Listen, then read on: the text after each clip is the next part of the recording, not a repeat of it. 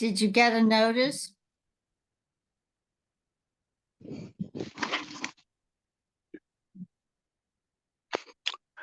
Yes. Okay. We Yes. can begin. We left off at Upper 4:50. left corner to record. And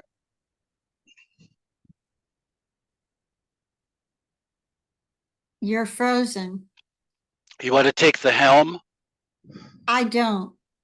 Can you do it? Oh. Can you hear me?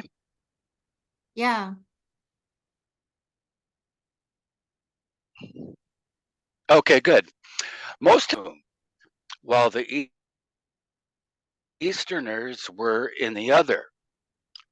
Mehera explained their ways were different from You're kind of breaking ours. up. Bob and the two men. Uh-huh. You're breaking up, Eugene. I'm going to another location, see if it's better here. Is it Yeah, better I here? think so. Okay, good.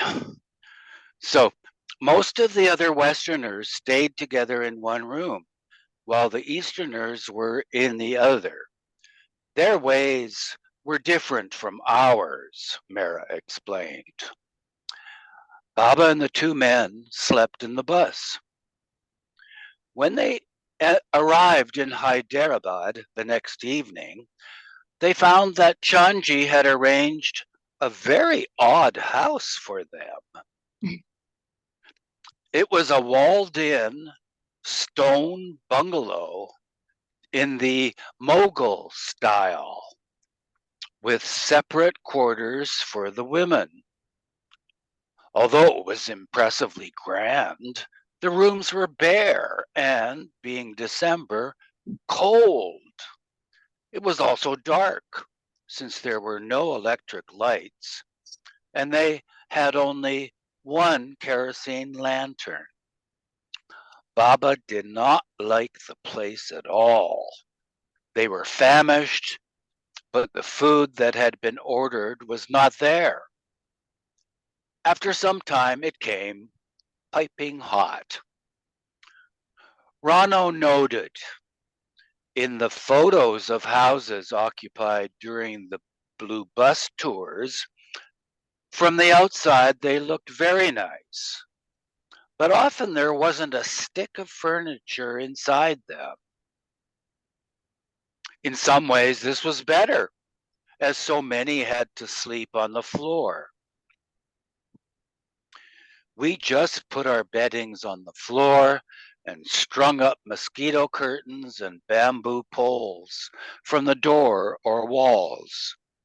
We were very ingenious about those things. Baba usually slept in a front room where the Mandali could come and go. Sometimes, if we were to stay in one particular house longer, we rented furniture. Baba had said that Katie could join the group in Hyderabad, and she arrived that night by train with Hetty's husband, Walter Mertens, pleader, Mohammed Must, and two servants, Lakshi and Bahami. When Katie first saw Baba, she started to bow down, but Baba said, "On this tour, no more bowing down or embracing me." Throughout their journey, Baba allotted places for each, paying particular attention to Mehera. Usually he led them through the house, saying, "You sleep here, you sleep there." Katie was exhausted, she recalled. It seemed that her head was only on the pillow for 5 minutes when she heard the clap to get up. It was still dark out, but everything had to be put back on the bus. They were shifting to another bungalow. This time, it was a beautiful palace in the Begumpet area with bearers, hot baths, and soft beds. The palace was imposing and vast, and though they had the whole place to themselves, they occupied only a few rooms. The sidebar says, Baba and the women did not actually move to the Begumpet Palace until the next night, arriving at 10 p.m. on the 10th. Baba showed them every room, intending to allocate space for each. But Katie was so tired, she collapsed on the first bed she came across. Don't wake her, Baba said when he saw her. Let her sleep there. Mehera, Mani, and Khorshid stayed in that same room on the first floor. We felt quite cozy in the house, Mehera remembered, but they had eaten only a meager breakfast and were hungry. Their food was to come from outside, but it had not yet been delivered. The accommodations were quite comfortable, but there was no food, and being wintertime, they always seemed to be hungry. Katie was young and had a hearty appetite. She could not stand to be kept waiting for meals. She lay on the bed and told Mehera peckishly, "See if the bus has come." Okay. Go on. To tease Katie, Mehera stepped out on the balcony and said, "I see a bus coming." Katie got up, but of course it was not the right one. Mehera did this 2 or 3 times, and each time Katie felt even hungrier. At last, their bus arrived with lunch. The women ate in a large dining room, seated around a table. The food was very liquid, with some kind of vegetable swimming in it, Mehera recalled. When Elizabeth was served, she commented, "How lovely, soapy soup." Each day we had this type of food. We were so hungry we didn't care. Anything would do, as long as we had plenty of bread to break in it. Baba made us appreciate even this, though it was not good.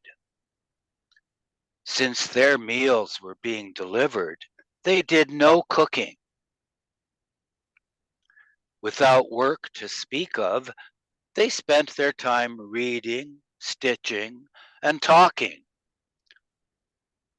Rano, of course, had the duty of taking care of Walu, and Katie was told to nurse Nadja, who was also unwell. In Hyderabad, for the first time, Baba showed the women Muhammad Must. He told them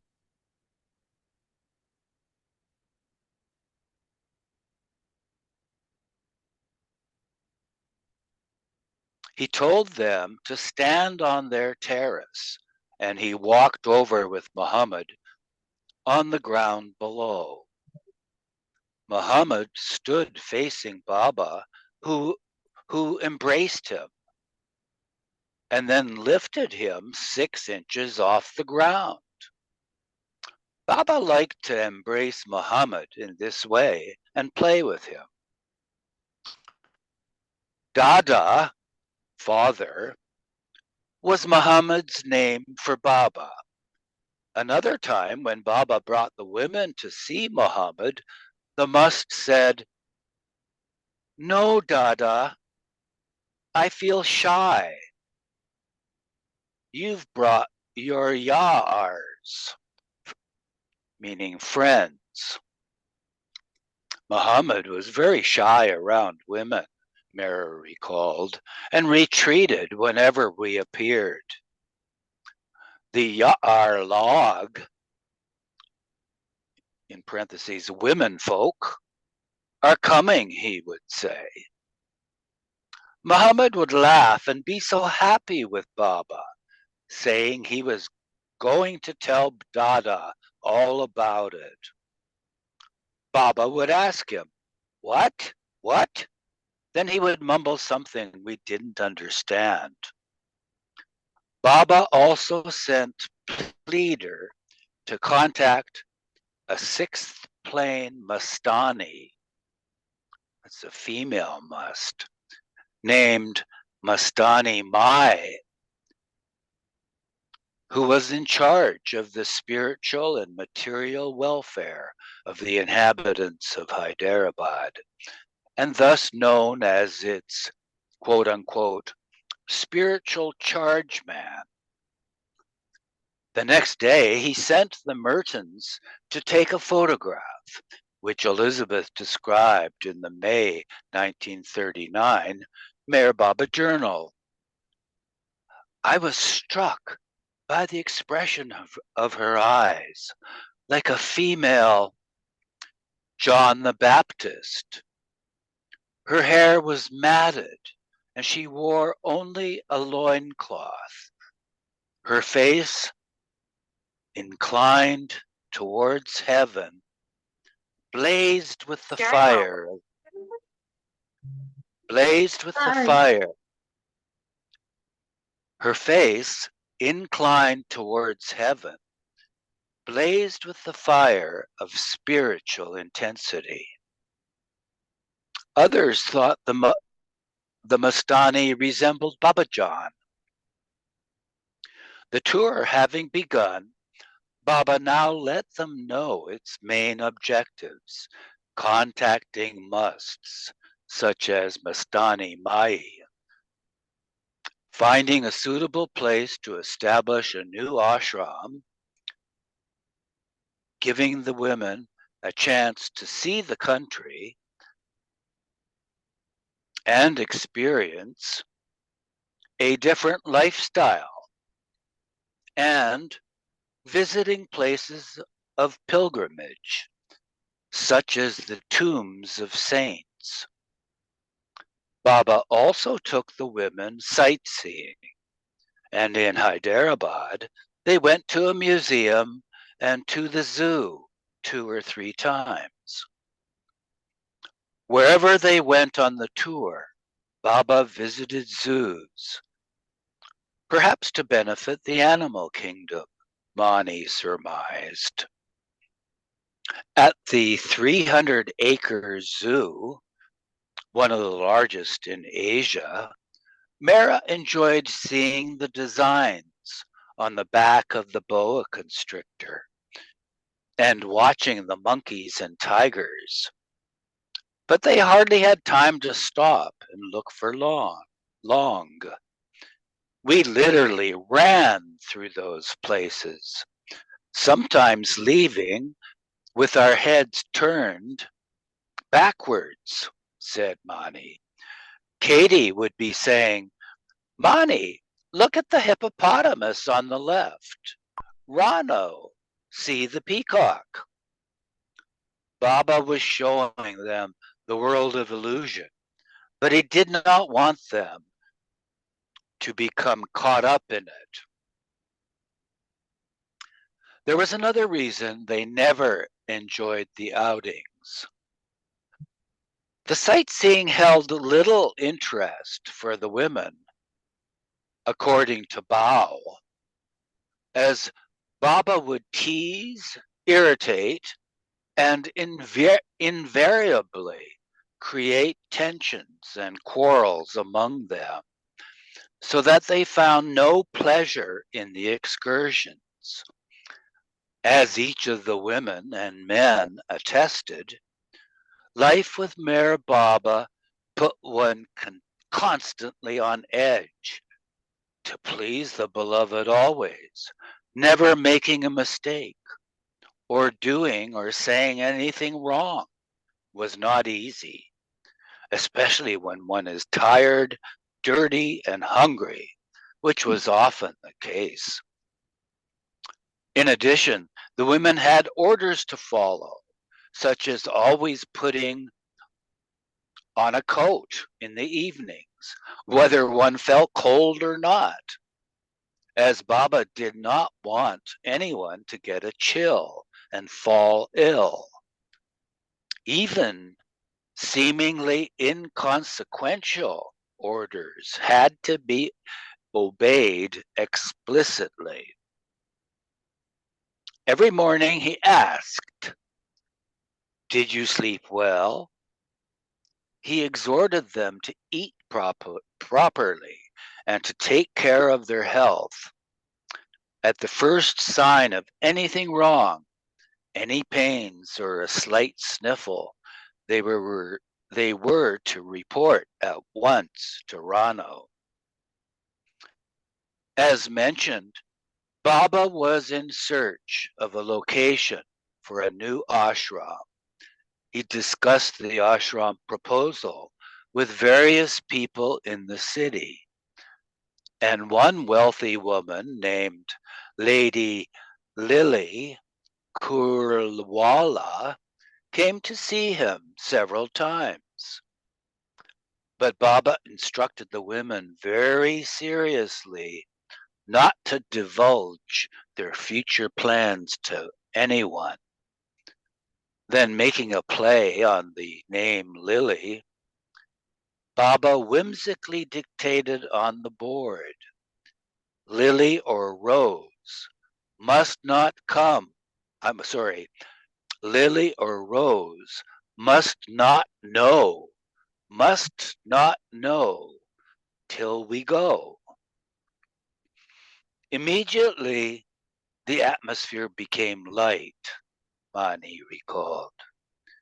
Whenever the atmosphere around Baba became too heavy, he always broke the mood with light humor. Even when Baba was telling us something very seriously, something very important or very significant, and we would all be sitting in rapt attention, suddenly Baba would change it, finish it up with something so light, so or amusing. It wasn't heavy anymore. He would end it with laughter. Baba loved to hear jokes and stories, but mostly he enjoyed something funny that happened in real life. Tell it again, he said.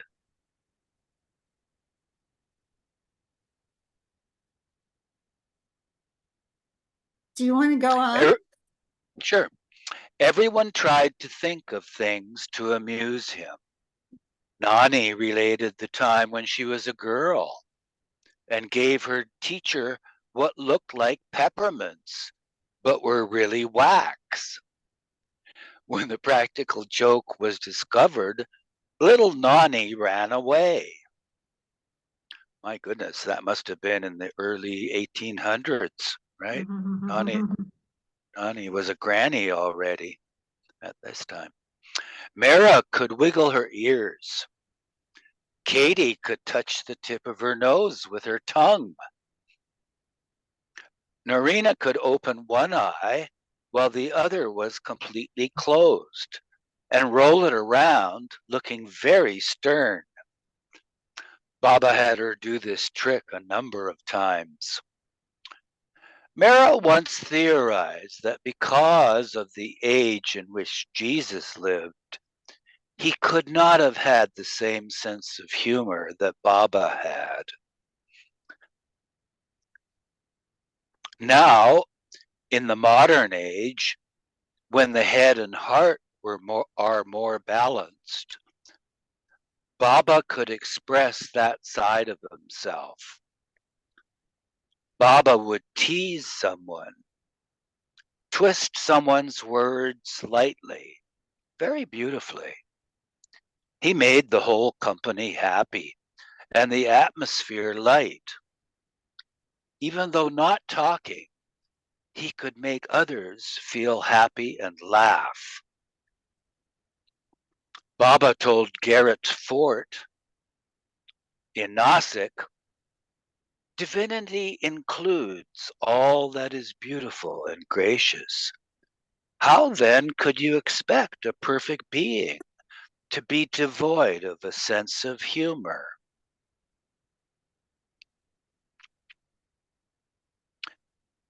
After a week in Hyderabad, the group headed north towards central India. They reached Nanded, where they stayed again in a dak bungalow for the night and slept on chairs, tables, and the floor. A palace one night and this the next. They could not become attached to either. Hetty Martins described this bungalow in a diary she kept briefly. We descend to a small rest house, prepare tea, and nearly freeze to death. There are 3 rooms. Each has doors and windows on all 4 sides. You couldn't wish for more draught. We spent the night on plank beds, tables, chairs,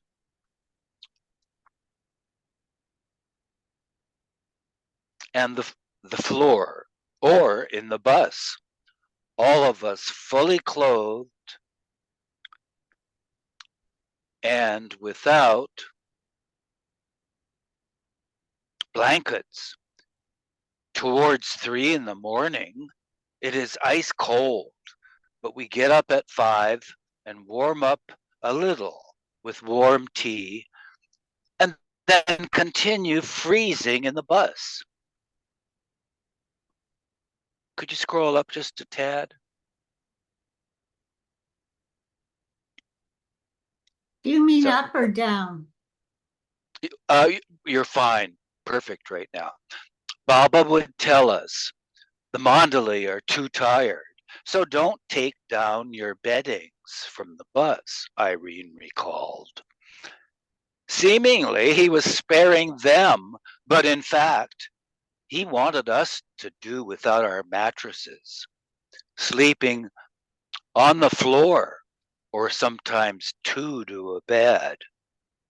Once, Rano and I slept on one bed, our feet and heads at opposite ends. I put a jacket under my head for a pillow. Katie and Manu found a thin box spring mattress once on a single bed, lying across it horizontally with their feet sticking out. They requested the others, just spare us a chair for our feet. Another time, when they stopped at a large dak bungalow, it was severely cold. They did not unpack their bedding, but inside the rest house was a large carpet, though it was full of dust, since no one had swept the place recently. Baba made his rounds to see how all were faring. Lying on the dusty carpet, Mehera was freezing, although she did not say so. Baba saw Norina also lying on the floor, covered by a heavy coat and 2 woolen shawls. The Westerners, being more practical, had brought warm wrappings in their bags. Yay for the Westerners! We Easterners didn't have the sense to do that, Mehera observed. Baba felt the material of one of Norina's shawls and asked, "Do you need this shawl?" Norina said, "No, Baba, take it, if you like." Baba took it and wrapped it over Mara's shoulders. "I was so thankful to have that shawl," Mara recalled. "I was feeling so cold, and now I was nice and warm." Nadine was perhaps overly dressed. She wore numerous capes or shawls over her shoulder. In the bus, when Nadine began feeling warm,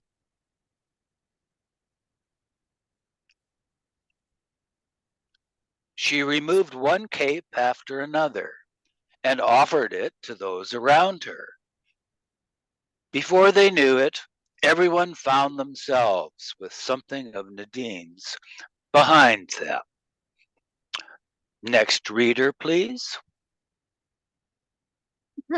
Is Eva here? Yes, would you like me to read?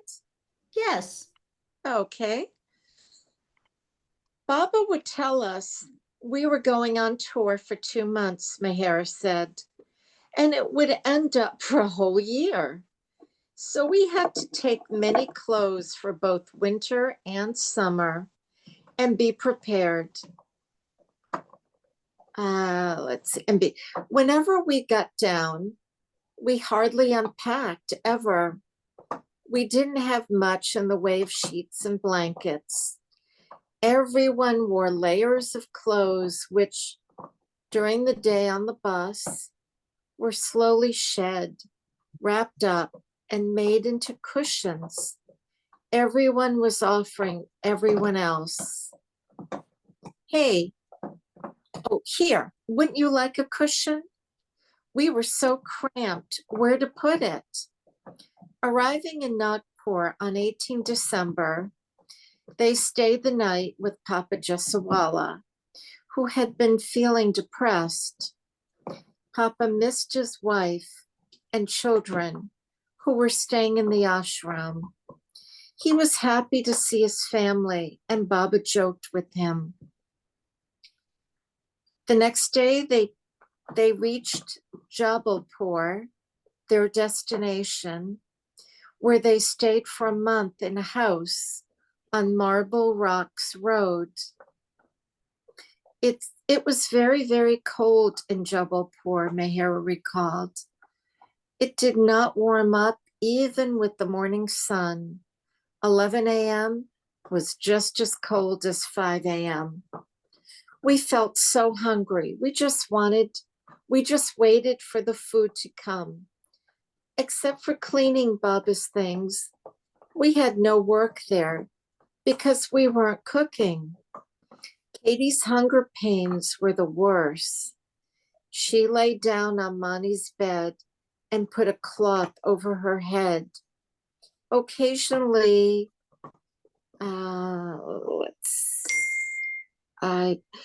over her head, occasionally peeking out to inquire, has lunch come yet? Our breakfast had been digested long ago. Khorshid and I also pulled our blankets over our head, waiting for the food. When it came, we rushed out with our plates. Baba came too. The back veranda was large and had a dining table.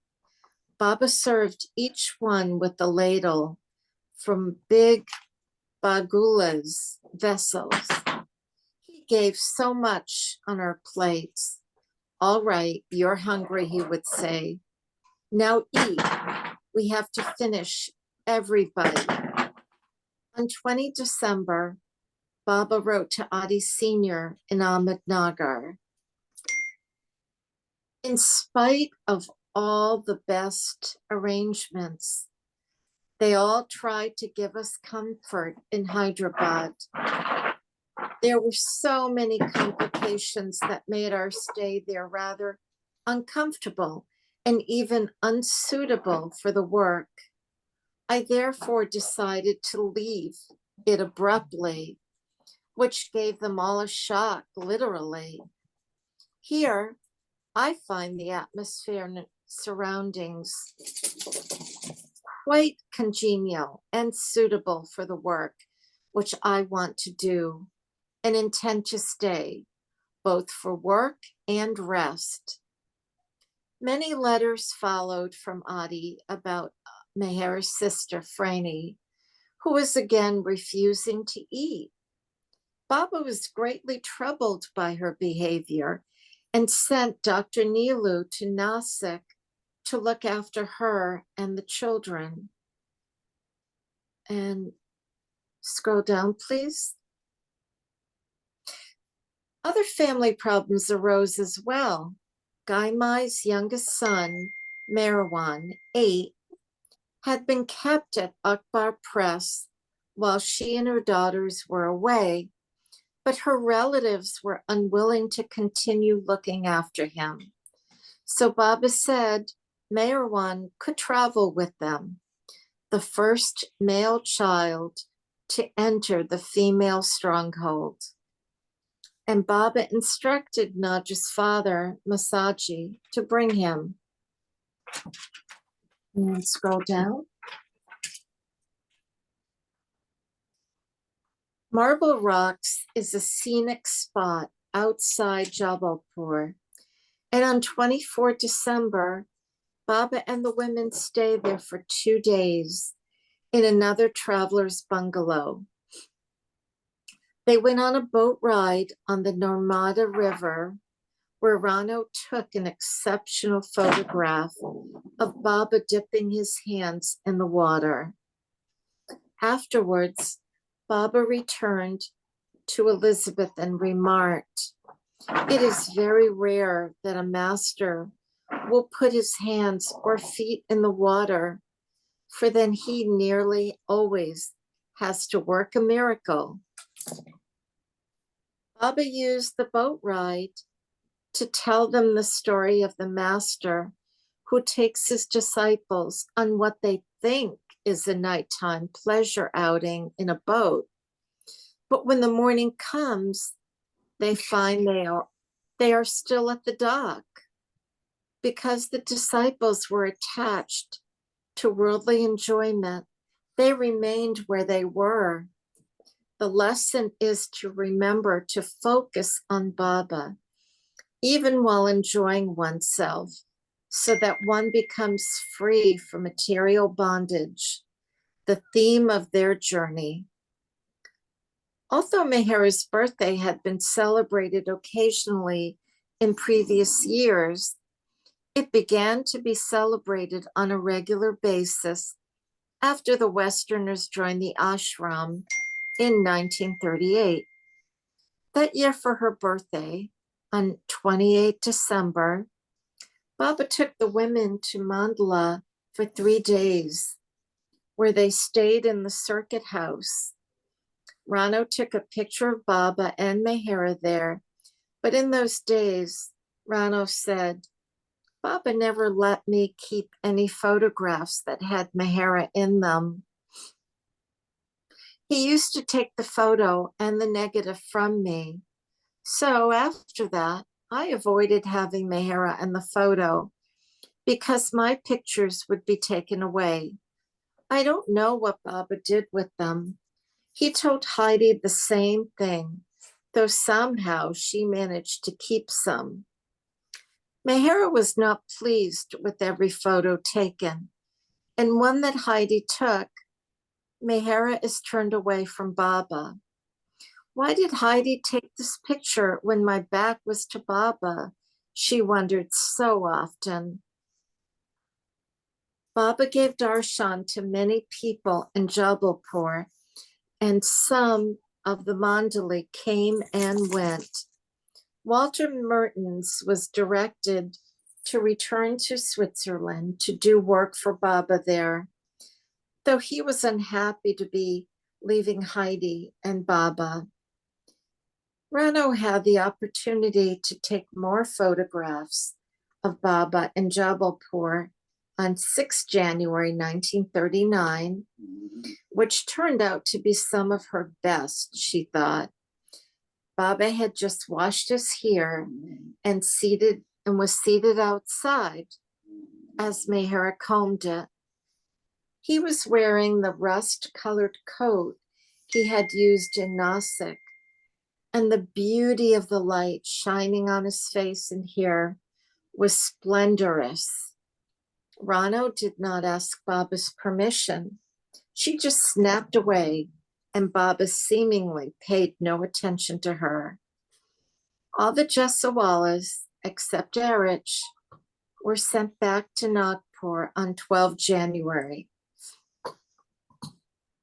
3 days later, Baba and the group left for Benares, one of the holiest cities in India and as ancient as Babylon, where they stayed for a week.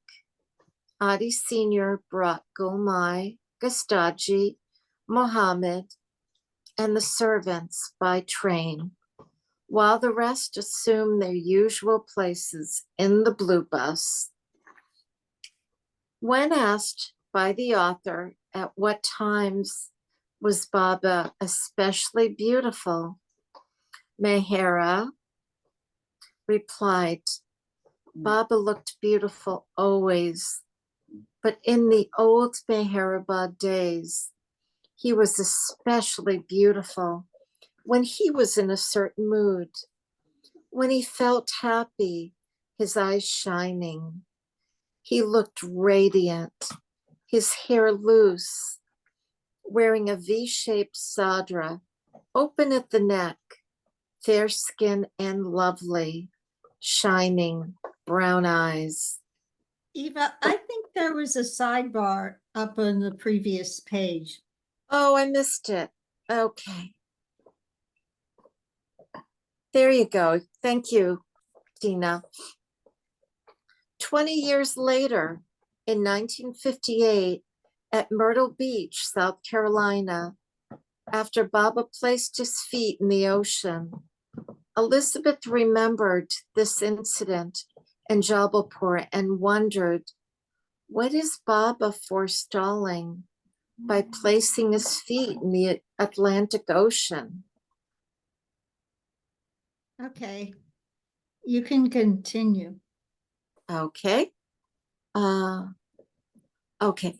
But when asked what her favorite time with Baba was, Mehera answered, traveling in the blue bus.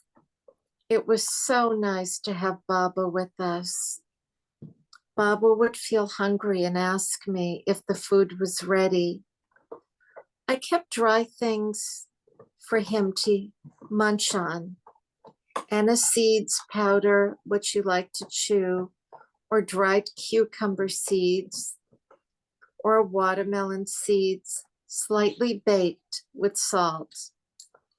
After riding for some time, Baba felt restless and asked for the seeds. He changed his position, legs up, legs down.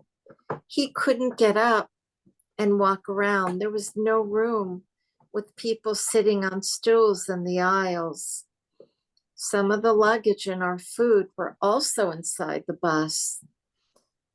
We could talk on the bus, but the bus made so much noise. It was hard to hold a conversation. Baba asked Kitty what was for lunch, for instance. Boiled potatoes and dal, she might say. Mani or I conveyed this to Baba if he couldn't hear her. A few things he would say, but not much. Mani pointed out a temple or towns as we passed by. Along the way, Baba might suddenly stop the bus and tell everyone to get down. After he admired the view or whatever for 5 minutes, he said, in 1 minute, the bus must start. Quickly, everyone back in. Once the locals mistook the group for film companies scouting locations. When they stopped for lunch, Mehera chose the best place, a nice, clean spot under a shady tree, to spread a mat for Baba. The tiffin carrier with his food was opened and placed before him. Sometimes we stopped at a place for a few days and took food from that place with us when we left. Otherwise, often we had to eat bread and onions in the bus. We couldn't unpack and cook everywhere. When they reached the rest house or bungalow where they would be spending the night, everyone got down, hungry, and unpacked to cook. I did everything fast for Baba. I was still cooking for Baba at this point.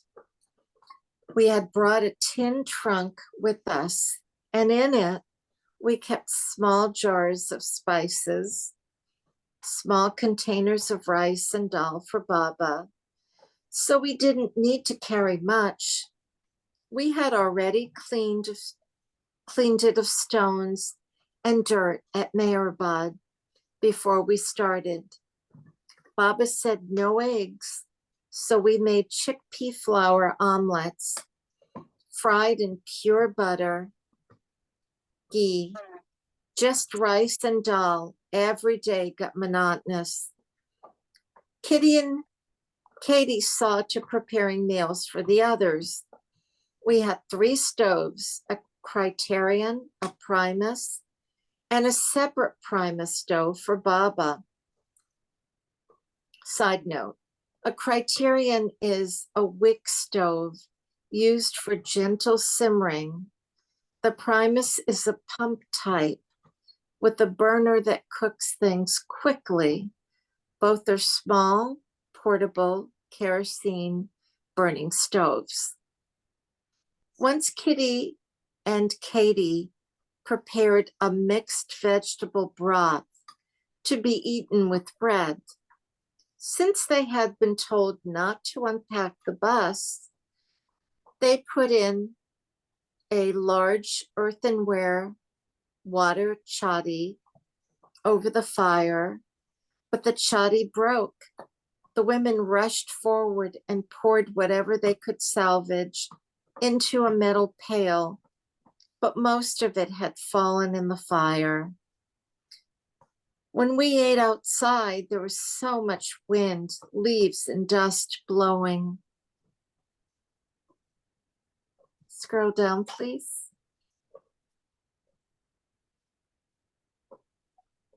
Into our food, Mehera continued.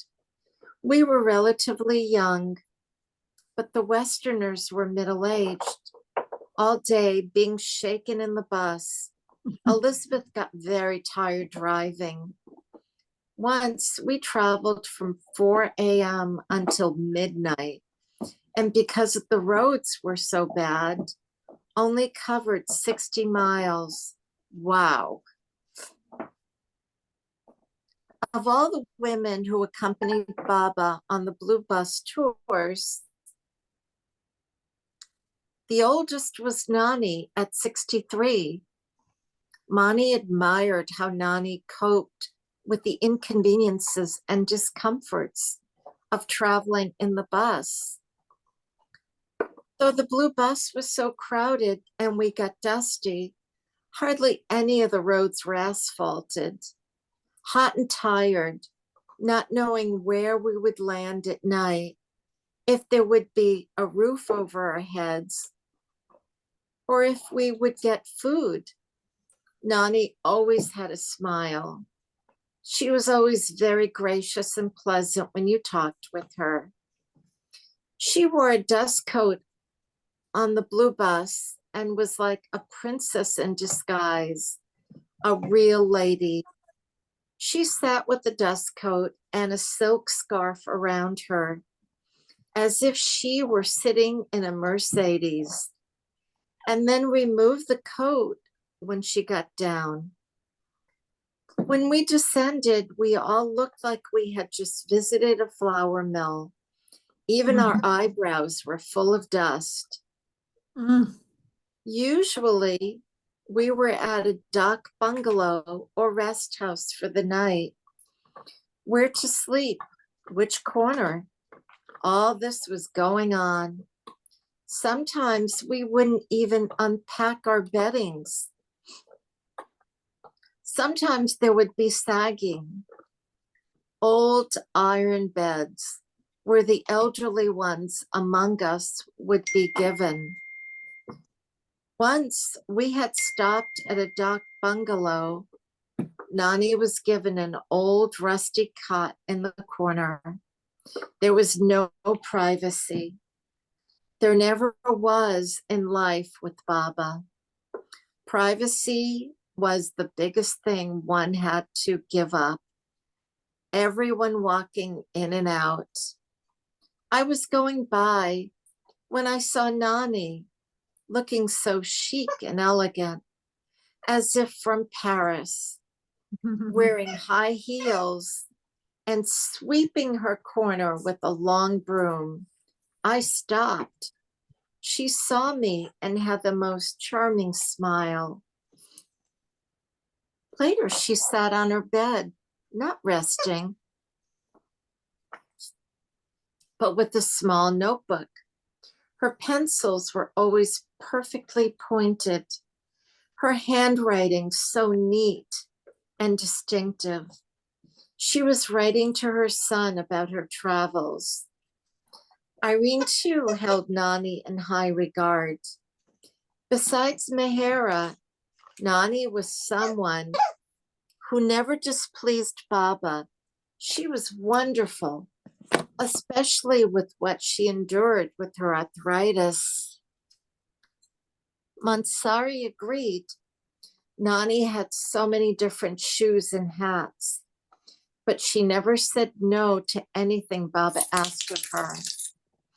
The Westerners have gone through a lot for Baba, Meher reflected. First up at Meherabad, and then on the blue bus. It was strenuous and very tiring. We were all packed together in the bus. Often it was hot and sticky. When one felt thirsty, you couldn't reach the water. When you were hungry, you couldn't eat until Baba told the driver to stop. After eating, you would want to lie down, but again, we had to get up, get in the bus, and travel until nightfall. The food was very ordinary, boiled potatoes and the like, but we didn't mind because we were so hungry. We just wanted to get down and eat. I'm trying to scroll down. Okay.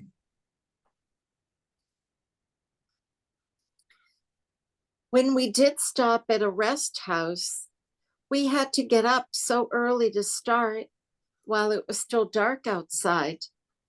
Kitty had to cook the food the day before in the evening. There was no time in the morning. By the afternoon, the things she had cooked the previous evening had spoiled. We were feeling so hungry. But when we got down, we found there was nothing to eat. Katie remembered we got up at 3 a.m. and cooked. Erich rested on the driver's seat. Oops, I lost my place. Katie remembered. Oh, okay. Katie remembered we got up at 3 a.m. and cooked.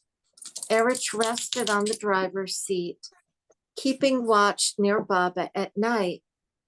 He once caught Kitty on top of the bus, getting into the onions or something. She was making something in the early hours of the morning and had climbed on top of the luggage for potatoes. Erich thought she was a thief. During the day, we kept the food in the big bagulas on our lap and carried milk and a thermos for tea. When we saw a spot to stop for lunch, Baba found something wrong with it and said to drive on. Not here, a little further, until sometimes it would be 5 in the afternoon. By this time, when we opened the doll, big bubbles of gas came out. It had all spoiled. Uh, Kitty tried to pour the milk from the thermos, but it came out in lumps. We had to throw everything out, and Baba asked what there was to eat now. Only cheese, bread, and black tea. Sometimes we had only one meal a day, Irene added. Sometimes only dry chapati with green onions. Mani related. Once during the blue bus tours, we were picnicking somewhere. Baba filled my plate with my favorite potato dish, but a huge amount. He also gave me the biggest portion of bread anyone ever had. Norina told me afterwards that she was fascinated to watch how I finished it. I had to, as it was from Baba. I kept counting it down. I just managed to swallow it all. Baba always liked to serve large portions. He gave them so much sherbet, for instance, 2 glasses more when they were already full. You have no idea, he said. One day you will be starving for it, his prasad. Drink up now. Once Mansari brought a small plate to Baba to be filled with food. He flung the plate away. Mansari said, "But Baba, I eat only a small amount." Baba became even more annoyed. Mansari had the irritating habit of repeating things Baba didn't like, Manu Jesawala noted, or doing things Baba told her not to do. By the time the group arrived in Benares, the food soured. Kitty and Naja were frantic. They made a soup of onions, potatoes, and vegetables in another water chatti. Each was given her share in a tin mug, also used for bathing. When Elizabeth got hers, she joked, "This is wonderful, Baba dear. More soapy soup." And maybe next reader? yeah. Oh, we have some pictures of the bus. That must have been a place where they stayed outside the Hyderabad Palace.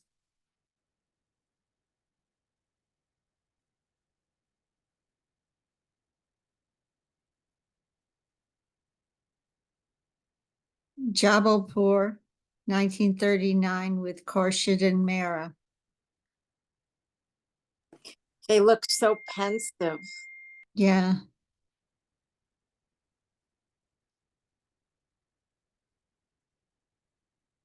Marble Rocks, December 1938. Baba and Mehra.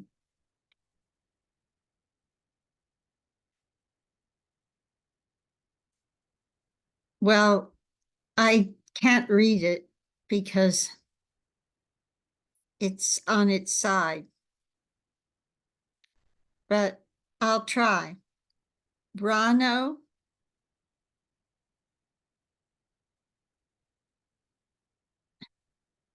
Norina, Mani. Oh, Rano, Norina. Rano, Mani, Mehra. Norina and Nadine. And then seated is Kitty, Guy Mai, Shireen Mai, Baba, Gul Mai, Sunamasi, and Walu. And front are Manu, Mehru, Jesawala, and Khorshid and Mansari.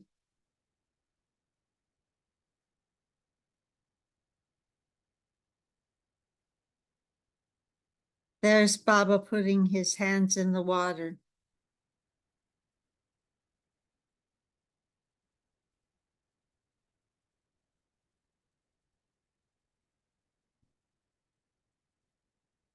I don't know who that is.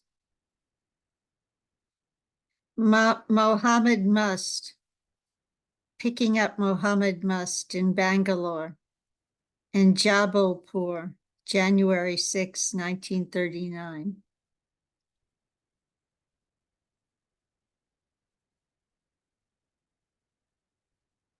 Rafting on the Narmada River, Mandla, December 29th, 1938. Now we get to On the Road.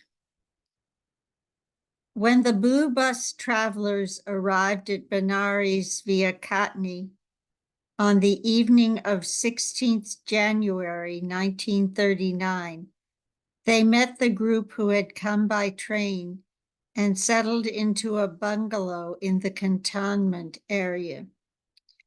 On the 18th, Meher Baba took the women for a boat ride on the Ganges River, remarking, "Every avatar has come to this city and touched his feet in the river's waters." Ranu, sorry.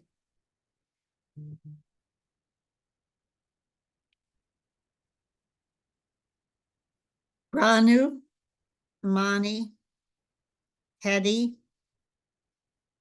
and Hedi took photographs. The photos were taken while boating in Mandla. Mehera is seen wearing a necklace someone had given her and a sweater she knitted herself. Baba is wearing Elizabeth's old houndstooth overcoat. As in Jabalpur, the weather in Benares was bitterly cold. Whenever Ranu finished a roll of film, she sent it out to Bombay to be developed at Kodak. After some months, she ran out of more money for more film. She also needed a new camera. But such things were not considered a luxury in the ashram, since they were not necessities of daily living. Rano never asked for money for them. Hence, no more photos were taken by her for a while. Besides boating on the Ganges, Baba took the women to the temple of Vivishwar, Almighty, and remarked with a smile, "You are seeing the temple of Vivishwar in Vivishwar's company," meaning himself, I guess.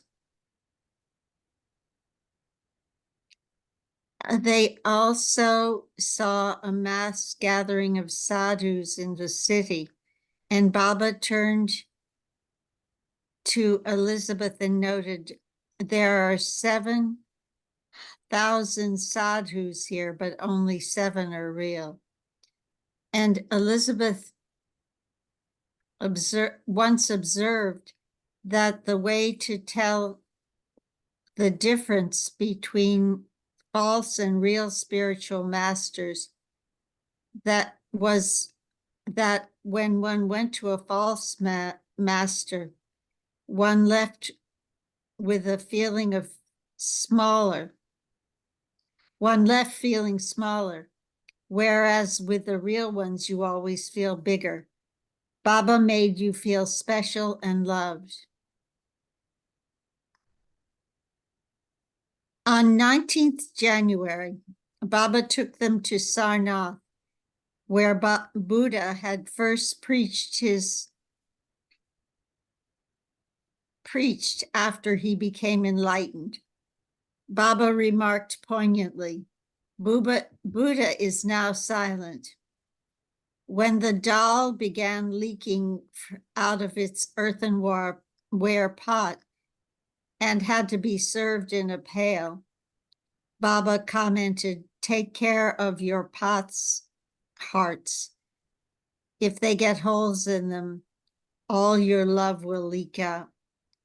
After leaving the Blue Bus tours, Mani stopped keeping the daily diary of Mehera's movements. Instead, she and Katie sat together and jotted down where they had gone, times of arrival and departure, what Baba had said, and so on. Most quotations were of Baba from this time are taken from Mani's diaries. Both young women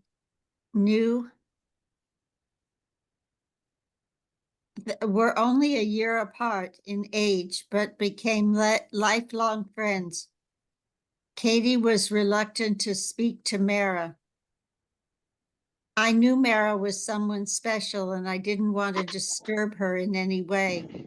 Mehera was very quiet then. She didn't mix much with anybody or talk to anybody. Only when we talked would she respond. Otherwise, she was very, very quiet. She did Baba's work and was engrossed in him. Mehera's love for Baba was something unique. We always had equal respect for Mehera as we did for Baba. We never wanted to displease her in any way. I think we could stop there. Page 468 at the top. Yep. You want to? I don't know where Rosalie has gone to. You want to stop there?